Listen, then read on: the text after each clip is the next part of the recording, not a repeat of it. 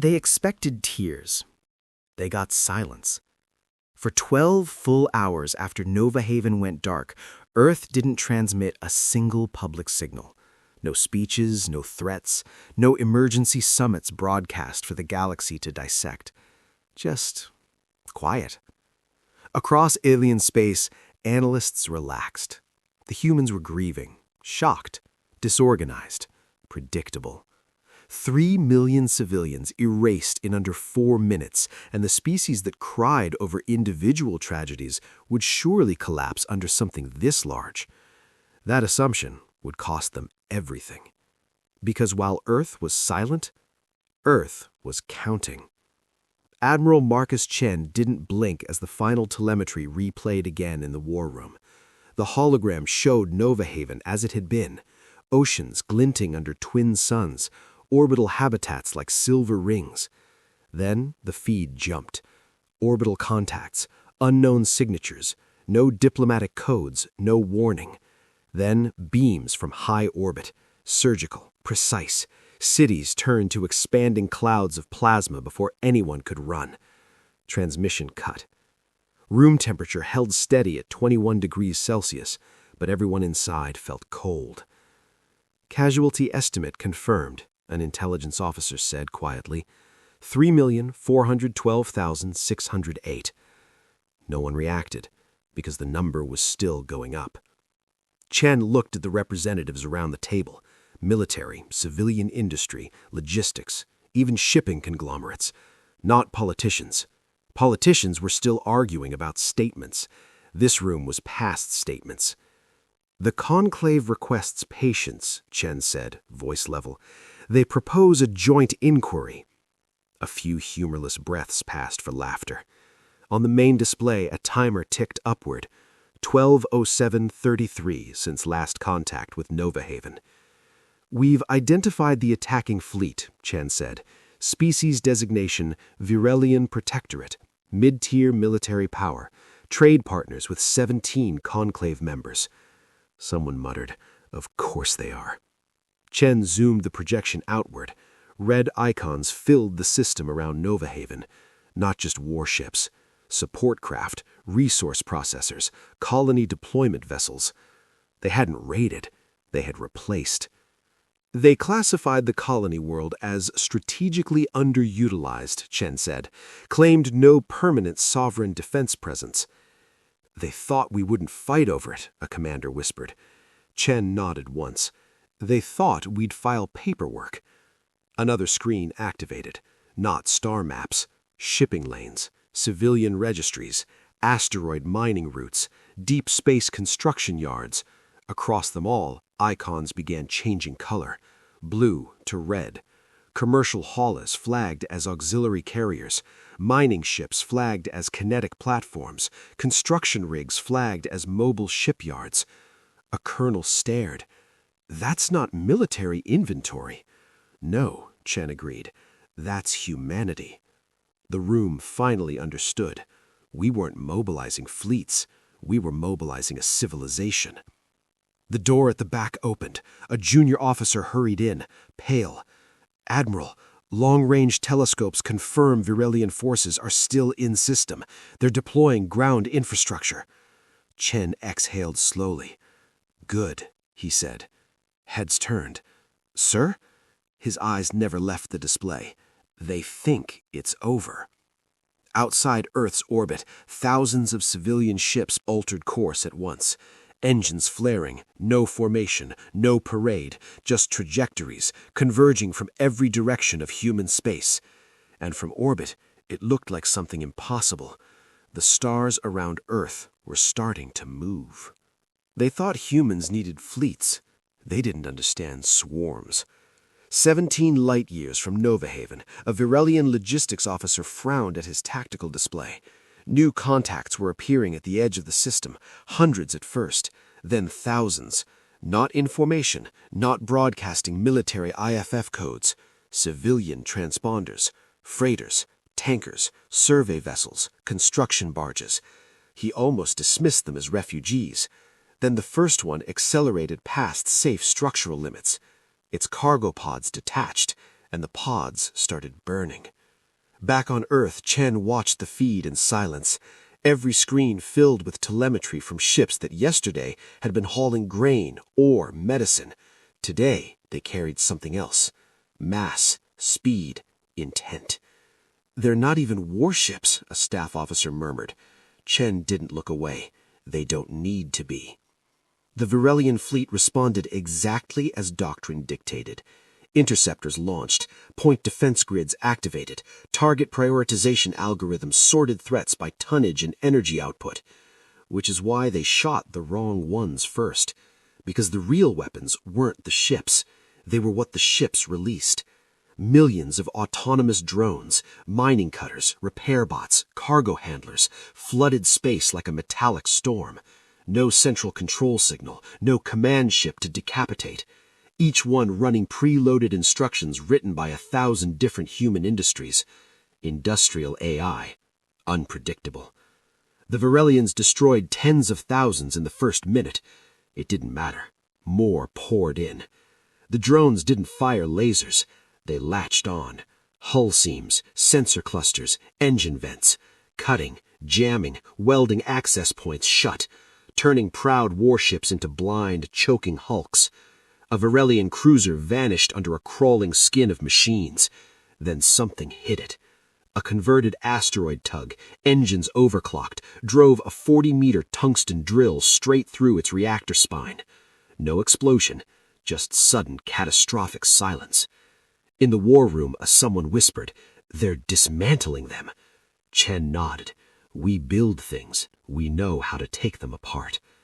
On Nova Haven's surface, Virelian ground forces paused construction as orbital shadows multiplied overhead. Their commanders requested clarification. They received video instead. Unmarked human vessels dropping through atmosphere without military insignia. Cargo bays opening. Out came prefab shelters, medical units, atmospheric scrubbers. The first wave wasn't soldiers. It was rescue. Because sensors had detected survivors underground. A lieutenant stared at Chen. "Sir, we're deploying aid before securing the system?" Chen's jaw tightened. "They killed civilians. We save civilians. That's the difference." Another alert flared. Long-range scans showed something else entering the system behind the human swarm. Larger, organized, actual warships. The Terran Defense Fleet had finally arrived. But they weren't forming a battle line. They were spreading out, encircling not just the Virelian fleet, but the entire system, cutting off exits. A colonel swallowed.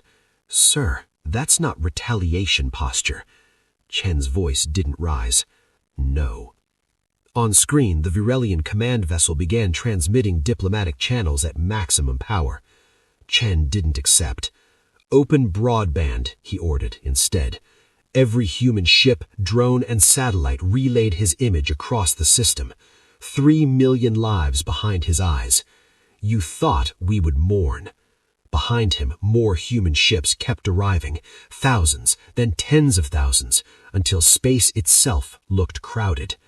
"We did," Chen continued. A pause. "Now we respond." The High Protector did not appear in ceremonial armor. He appeared tired, scales dulled, crest lowered. The background behind him wasn't a throne chamber, it was a tactical bunker, walls lit by failing status panels. For the first time, a Virelian leader looked mortal. "Terran Command," he began, voice steady by force of will. "We request cessation of hostilities pending negotiation." Chen didn't sit. "Your forces are contained," he said. "Your expansion fleets are impounded. Your colonies are blockaded. You are not negotiating from strength." The High Protector's eyes flicked sideways, probably at casualty reports, ships disabled, trade routes frozen, political allies suddenly silent. "You have proven your capability," the alien said carefully. "Further action will destabilize interstellar order." Chen's jaw tightened. Order didn't die on Nova Haven. People did. A pause. The High Protector inclined his head slightly.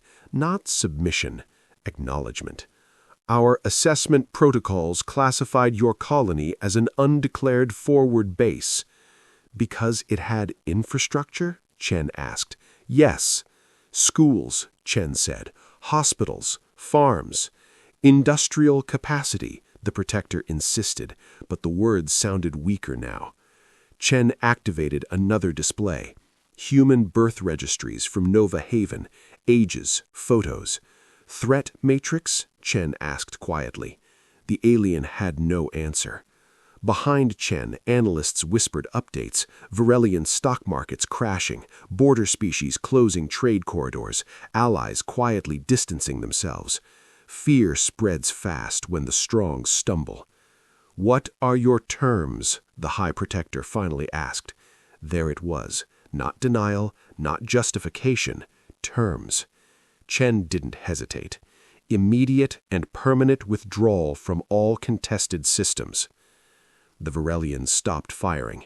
That scared their own allies more than any weapon could. Because Varelians didn't stop.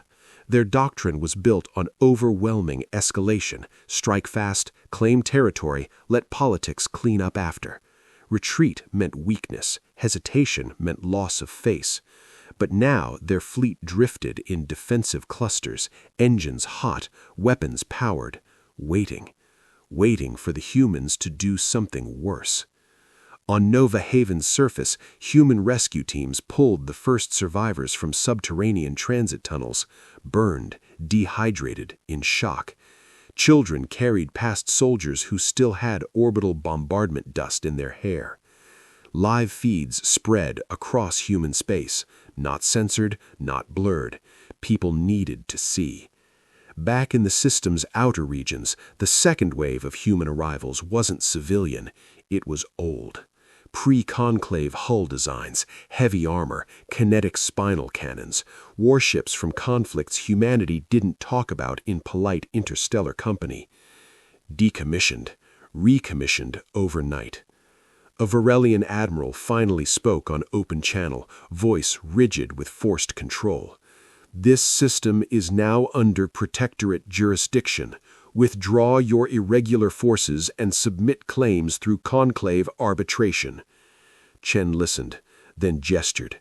A new projection appeared between the fleets. Nova Haven. Before. Cities, forests, oceans. Then, after. Glass, craters, thermal scars visible from orbit. "We did file a claim," Chen said. The image shifted. The timestamp on the final transmission, 6 minutes before impact. No response logged from Varelian command. The Varelian admiral faltered. Operational decisions were made under threat assessment protocols. Chen cut him off.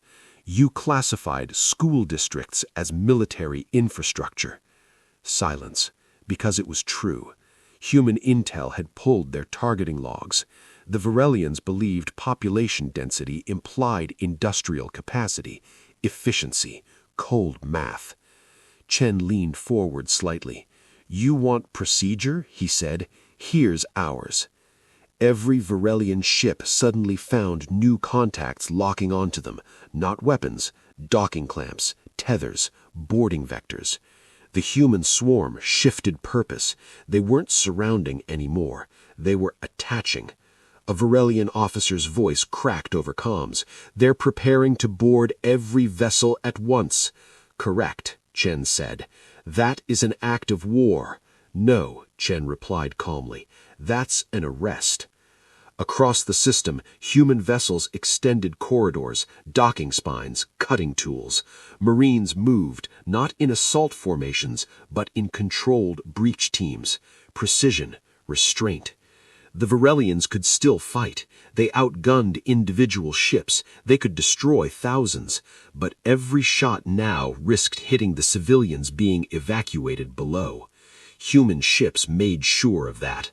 A trap built from compassion. The alien admiral understood too late. "You're using your own people as shields," he accused. Chen's gaze hardened. "No," he said calmly. We're reminding you they exist. A beat passed. Then Virelian point defense guns powered down one by one, because for the first time in their history, they were afraid of escalation.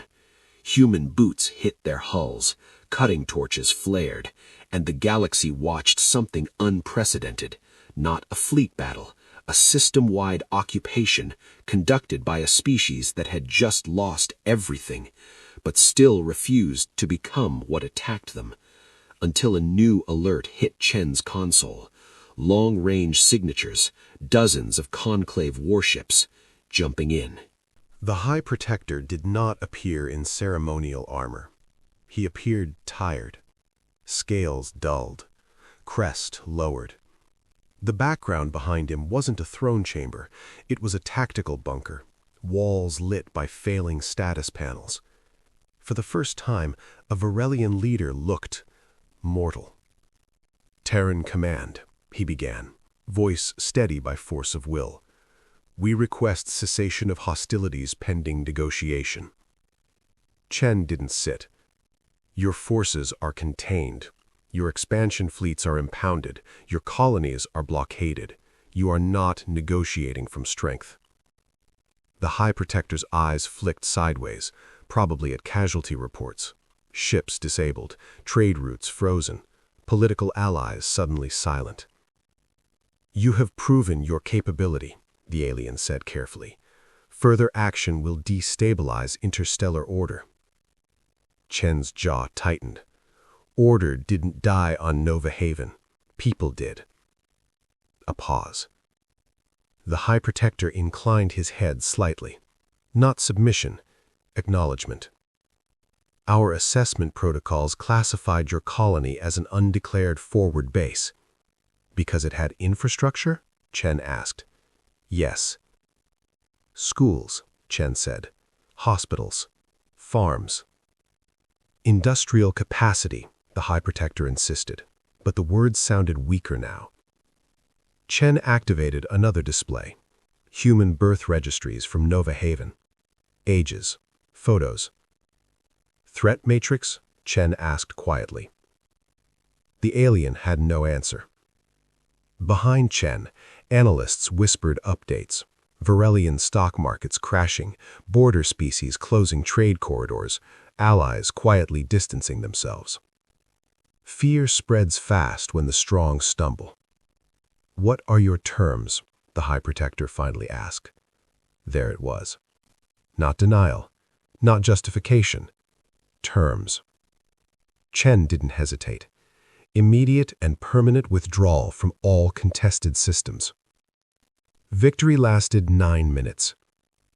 That's how long it took for the deep-range telescopes to finish recalibrating and confirm the new contacts weren't sensor ghosts.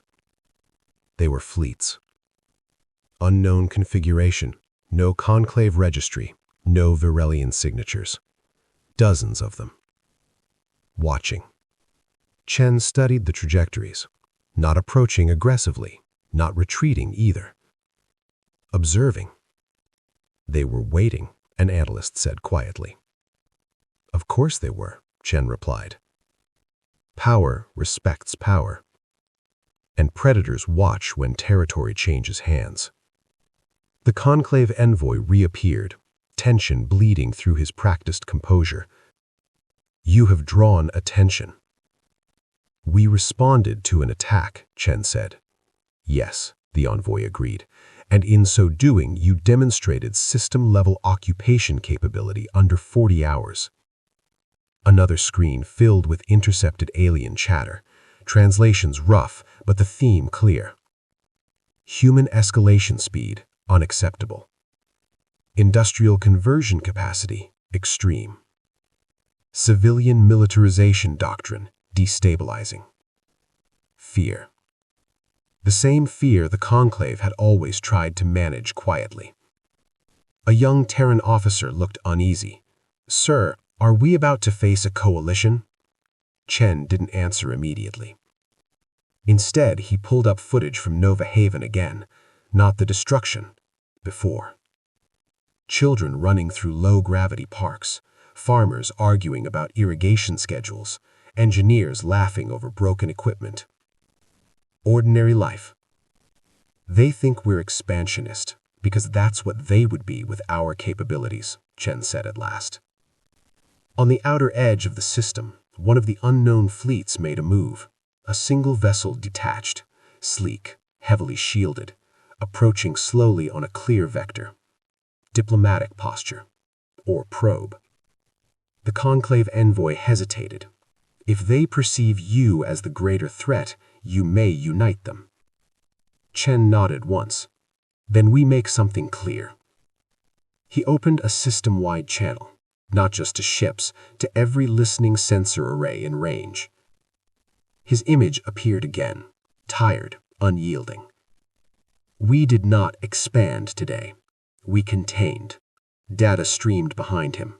Varelian fleets disarmed, colonies intact, civilians unharmed under Terran oversight. We did not erase a species. We removed their ability to erase others.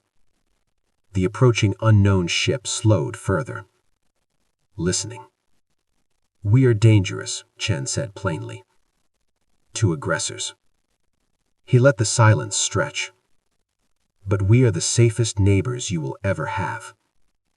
Behind the scenes, human relief ships continued landing on Nova Haven, terraforming units deploying, seeds being planted in sterilized soil.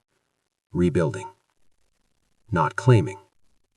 The unknown vessel transmitted at last. A single line. Observation acknowledged. No hostile intent. It held position. Didn't leave. Didn't advance. The message was clear. Humanity had just entered the category of species you don't challenge directly. You unite with them.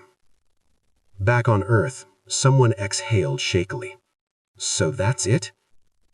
Chen watched the stars. No, he said. Because power doesn't end stories. It starts new ones. And humanity had just made its first impression on the wider, watching dark. They expected grief. They got a message. 3 weeks after Nova Haven, the first transport returned to Earth orbit carrying survivors. Not many, a few thousand. Wrapped in medical blankets, faces hollow, eyes older than they should be. The world watched in silence again.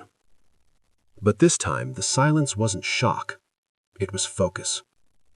Reconstruction fleets were already en route back to Nova Haven. Terraformers, atmospheric processors, agricultural ships loaded with seed vaults. Humanity doesn't abandon graves. We build around them. In orbit above Earth, the captured Varelian flagship now served a different purpose. Its weapons gone, its targeting AI dissected and rewritten with failsafes. A lesson turned into infrastructure. The Conclave formally ratified the new Oversight Accords, publicly framed as regional stabilization. Privately, they updated every military projection involving humans. Upward. Far upward. Far outward, the unknown observing fleets remained, but at a distance now measured in respect, not suspicion. One of them transmitted cultural archives, another opened limited trade. A machine civilization sent a single line of data. Probability of Terran aggression towards compliant entities, statistically negligible. Probability of retaliation if provoked, catastrophic. Accurate.